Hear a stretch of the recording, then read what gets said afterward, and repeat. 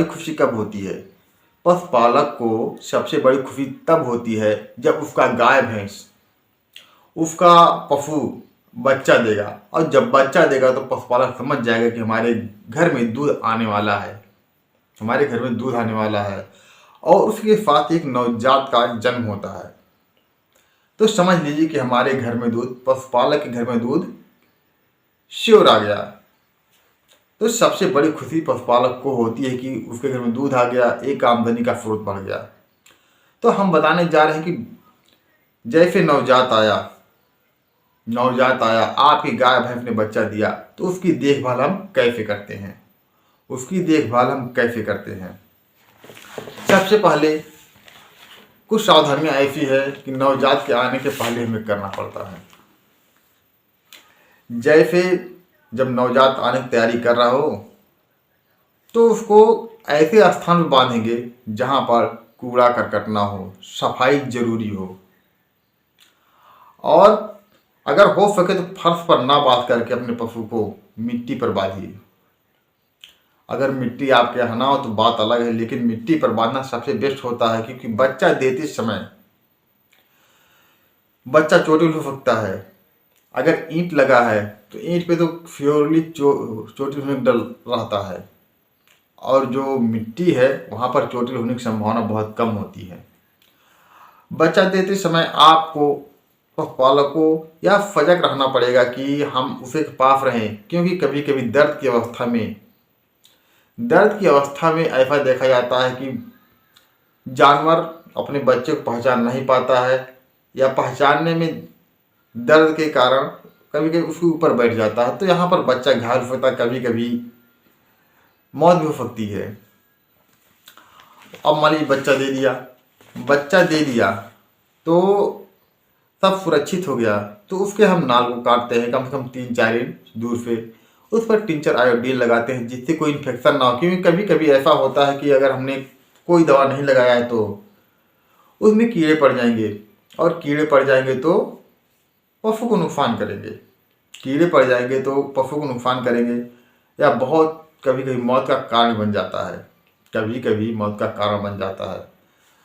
अब हमें यह सावधानी रखनी चाहिए कि बच्चा दिया और उसकी हम तुरंत सफाई करेंगे, हाथ से मलेंगे, उसके अंदर गर्मी आए।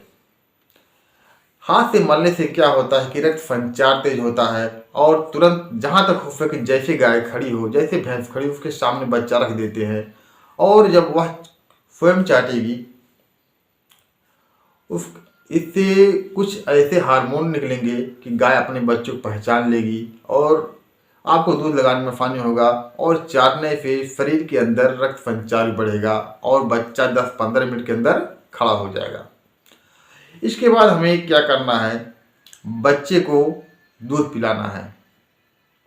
ऐसा नहीं कि दूध आप इकट्ठा पिला दीजिए, थोड़ा थोड़ा करके पिलाइए, और जितना जल्दी हो सके उतना जल्दी बच्चे को दूध पिलाइए। कौन सा दूध? माँ का दूध। क्योंकि आप सुनते होंगे ह्यूमन में अस्पतालों पर प्रचार आता है, माँ का पहला दूध अमृत होता है, इसके बच्चे को जरूर पिलाइए। वही हाल इसमें भी है, जितना जल्दी हो सके उतना ही जल्दी पिलाइए, और उतना ही फायदा करता है। इसके बाद आती है कि हम हर चीज़ हो गया, दूध पिला दिया, गाय का दूध निकाल लिया।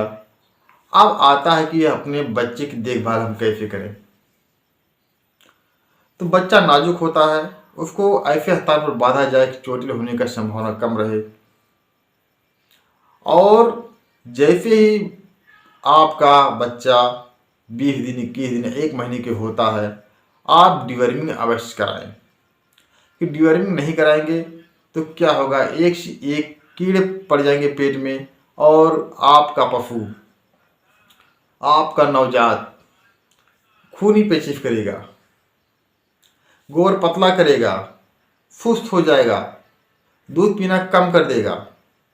तो ऐसी कंडीशन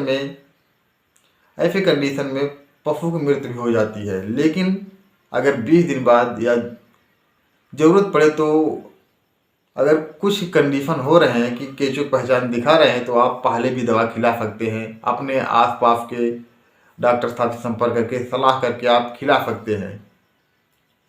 तो ये भी बहुत ज़रूरी है। उसके बाद आप देखेंगे कि जैसे पशु का बच्चा नवजात 1 महीने का हुआ तो उसको कुछ ना कुछ हम चारा जरूर देने लगे, और चारे में ज़्यादातर हम प्रोटीन या सूखा चारा दाना मिलाकर दें, जिससे नवजात ज़्यादा से ज़्यादा ग्रो कर सके।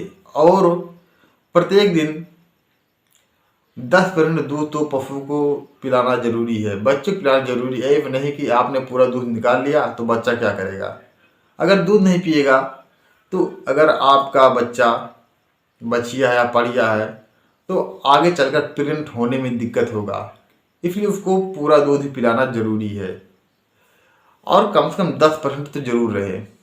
जितना आपका दूध होता है उसका 10% दूध जरूर हो पाए, नहीं तो अच्छी विकास नहीं होगा और जानवर कमज़ोर पड़ जाएगा। तो दोस्तों, हमारा वीडियो कैसा लगा? अगर वीडियो अच्छा लगा तो वीडियो को लाइक, चैनल को सब्सक्राइब और फेसबुक इंस्टाग्राम पर फॉलो करना मत भूलें। जय जवान जय किसान।